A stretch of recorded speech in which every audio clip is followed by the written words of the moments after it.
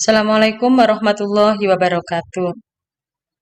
Pada pertemuan sebelumnya, kalian sudah mempelajari tentang teori asam basa. Karena waktu kita singkat, maka kita langsung ke bab 2, yaitu bab 2 ini kita akan mempelajari tentang hidrolisis garam. Namun, sebelum saya eh, membahas tentang apa itu hidrolisis garam, saya punya beberapa gambar yang perlu kalian pelajari. Jadi gambar pertama ini misalkan ada orang yang merasa gagal panen ya, yang merasa gagal panen.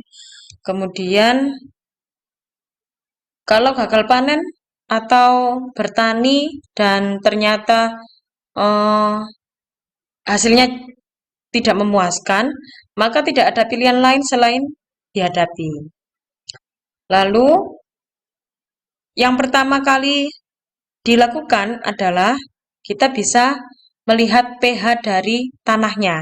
Jadi yang kita bisa mengukur pH itu bukan hanya larutan saja, tetapi tanah pun itu juga bisa diukur pH-nya.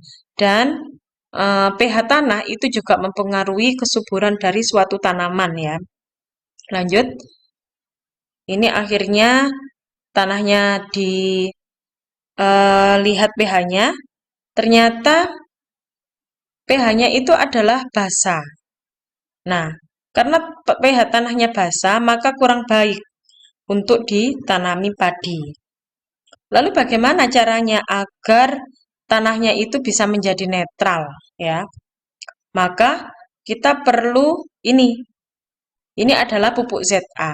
Jadi pupuk ZA itu atau amonium sulfat ya, rumus kimianya adalah NH4 2 kali SO4, itu adalah garam. Jadi pupuk ZA itu sebenarnya dalam kimia istilahnya adalah garam, garam yang bersifat asam, ya.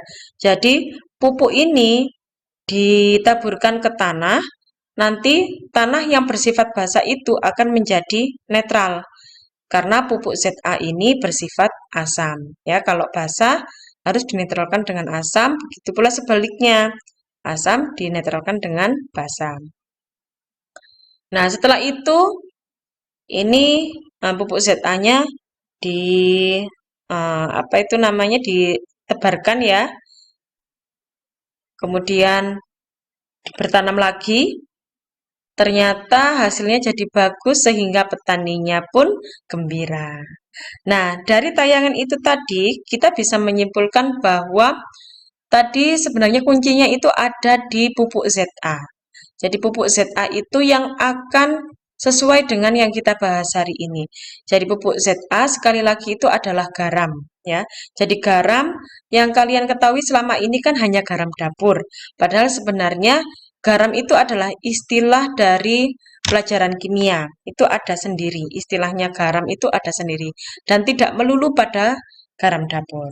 Oke anak-anak, karena kita membahas tentang hidrolisis garam, maka kalian harus kenal dulu sama yang namanya hidrolisis itu definisinya apa ya. Hidrolisis itu eh, tersusun dari kata hidro yang artinya air dan lisis. Lisis itu artinya penguraian. Jadi kalau hidrolisis itu ditanya artinya apa? Itu adalah reaksi penguraian oleh air. Kemudian hidrolisis garam itu berarti reaksi penguraian garam oleh air. Oke. Kemudian tadi saya sempat singgung beberapa kali tentang istilah garam. Jadi garam dalam kimia itu adalah zat hasil reaksi antara asam dengan basa. Jadi kalau asam dengan basa direaksikan, itu nanti akan menghasilkan garam plus H2O. Itu pasti, ya. Lanjut. Nah, ini ada macam-macam reaksi pembentukan garam. Ada 4 reaksi pembentukan garam. Yang pertama, di sini saya menuliskan AK plus BK. Itu maksudnya adalah asam kuat ditambah dengan basa kuat, ya, maka akan menghasilkan garam, yaitu adalah garam, plus H2O. H2O itu adalah air. Nah, garam yang terbentuk ini akan bersifat netral. Netral itu berarti pH-nya kan sama dengan 7. Kenapa kok netral? Karena terbuat dari asam kuat dan basa kuat. Asam dan basanya itu sama-sama kuat, sehingga bisa menetralkan. Ya, garam yang semacam ini itu tidak terhidrolisis. Kemudian yang kedua, ini adalah asam kuat plus basa lemah. Bl itu basa lemah. Ya, hasilnya adalah garam plus H2O sama hasilnya. Cuma garam yang terbentuk ini, karena di sini sudah terlihat bahwa yang lebih kuat adalah asamnya. Ya, ini asam kuat plus basa lemah. Yang lebih kuat adalah asamnya, maka nanti sifat yang dominan itu adalah yang asam. Asam itu pH-nya berarti kurang dari 7. Dan dia akan terhidrolisis sebagian. Karena eh, salah satu zat reaksinya itu bersifat lemah, yaitu yang basa ini. Kemudian yang ketiga itu adalah reaksi antara asam lemah dengan basa kuat. Juga akan menghasilkan garam plus H2O. Nah, di sini itu kebalikan dari yang kedua ya. Karena yang lebih kuat di sini itu adalah basanya. Yang lebih lemah adalah asamnya. Maka garam yang terbentuk, garam ini, itu nanti akan bersifat basa. Karena tadi yang lebih kuat adalah yang basa ya. Basa itu pH-nya lebih dari 7. Dan dia terhidrolisis sebagian karena salah satu penyusunnya itu adalah bersifat lemah, yaitu yang asam. Yang keempat itu adalah asam lemah plus basa lemah. Jadi sama-sama lemahnya, ya. Dia juga akan menghasilkan garam plus H2O. Garam yang terbentuk itu tidak netral, melainkan tergantung dari harga Ka dan Kb. Tergantung dari harga Ka dan Kb. Kenapa? Karena asam lemah itu punya Ka, basa lemah pun punya Kb. Jadi sekali lagi asam lemah Al ini tuh pasti punya Ka ya. Terus basa lemah itu pasti punya Kb ya. Dan Ka sama Kb itu kadang-kadang harganya bisa sama, bisa Ka-nya yang lebih tinggi daripada Kb-nya, atau sebaliknya.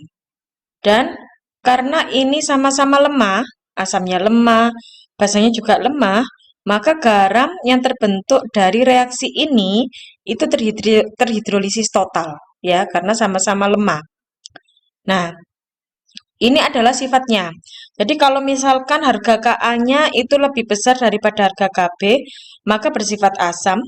Kalau Ka-nya kurang dari harga Kb, maka garamnya akan bersifat basa. Tapi kalau Ka-nya sama persis dengan harga Kb, maka garamnya akan bersifat netral. Sekarang kita langsung ke contoh soal. Kita masih belum ke perhitungan ya, kita masih menentukan sifat dari suatu garam. Jadi garam itu ada yang bersifat asam, ada yang bersifat basa, ada yang bersifat netral. Nah, ini tugasnya atau contoh soalnya adalah kalian menentukan sifat dari garam-garam berikut. Jadi yang pertama adalah NaCl, yang B atau yang kedua adalah CH3COOK. Ya, ini dua-duanya adalah garam. Cara mengerjakannya bagaimana? Cara mengerjakannya seperti ini. Yang pertama dulu, yaitu garam NaCl. NaCl ini kita ionkan. Kita ionkan, maka kalau diionkan akan menghasilkan ion Na+ dan Cl-, ya. Oke. Setelah itu, karena ini adalah hidrolisis, maka pasti akan bereaksi dengan H2O, ya kan?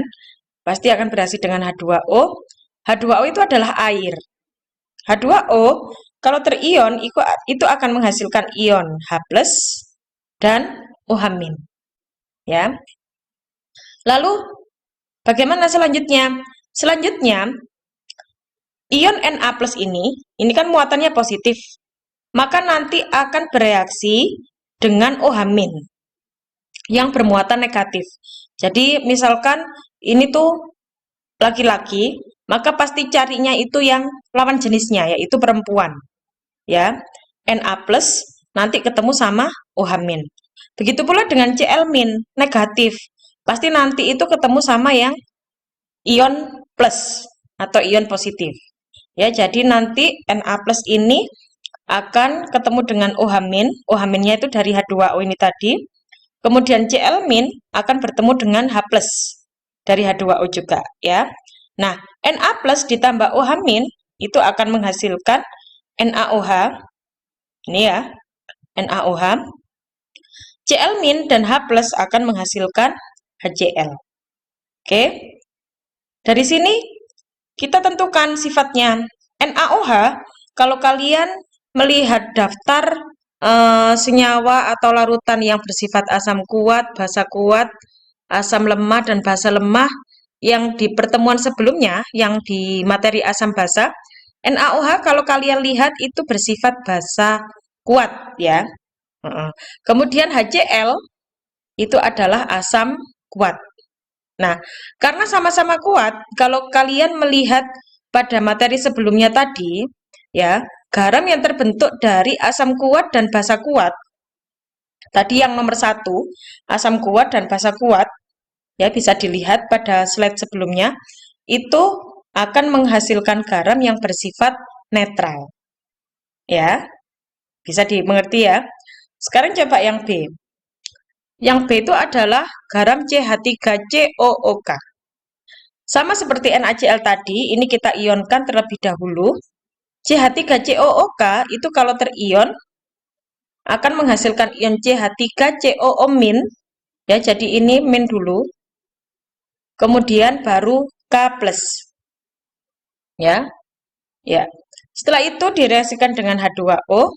H2O kalau terion sama seperti tadi, menghasilkan ion H plus dan OH min. Setelah itu kita reaksikan yang negatif, ion negatif ini akan bertemu dengan ion positif dari H2O. Berarti CH3COO min akan ketemu dengan H+, K+, yang positif ini akan ketemu dengan ion negatif dari H2O yaitu OH min. Maka ini jadinya adalah ditambah H+, yang ini ditambah OH min. CH3COO min ditambah H+ itu akan menghasilkan CH3COOH. K plus ditambah OH min akan menghasilkan KOH. Kalau kalian lihat pada daftar sifat senyawa dulu, CH3COOH itu bersifat asam lemah. Ya, ini adalah asam cuka, asam lemah. Kemudian KOH itu bersifat basa kuat. Nah, kalau kalian lihat, yang lebih kuat siapa? Oh, basa. Maka garam CH3COOK itu bersifat basa. Ya, karena yang lebih kuat adalah basanya, seperti reaksi yang ketiga tadi. Begitu anak-anak cara menentukan sifat dari suatu garam. Ini adalah tugasnya. Cara mengerjakannya sama seperti yang tadi ya, ada 4 soal. Kalian tentukan sifat dari garam-garam berikut ini. Semoga penjelasan ini bermanfaat. Tetap semangat belajar dan jangan lupa untuk mengerjakan tugas. Terima kasih. Assalamualaikum warahmatullahi wabarakatuh.